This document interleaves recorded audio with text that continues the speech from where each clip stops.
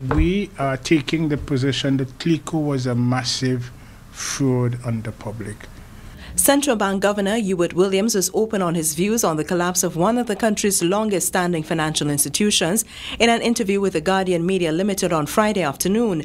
Clico, he said, served as a wake-up call for an urgent need to tighten the regulatory infrastructure, and as he gets set to demit office in 1 week's time, Governor Williams assures key pieces of legislation are now in the works: the insurance legislation and the credit union legislation.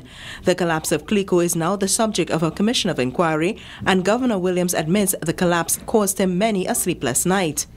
Yes, I've lost a lot of sleep on it. It does. I mean, here simply because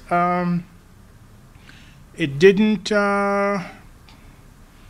put the central bank in the best light. People lost money. And while many have criticized the then Patrick Manning government for rushing in to assist the failed giant, Governor Williams says there was little else that could have been done, given that Clico had a 52% ownership in Republic Bank, the National Insurance Board, NGC and the Unit Trust all had investments in the institution, which had the largest portfolio of pension funds. You couldn't let an institution that had such a massive impact on the economy fail. You couldn't. You just couldn't have a disorderly breakup of an institution that large. He's satisfied that he's leaving with the economy on a sound footing, a solid staff at the central bank, and with no regrets.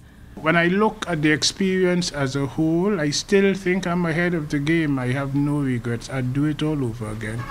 Governor Williams retires next week. For CNC3, I'm Melissa Williams.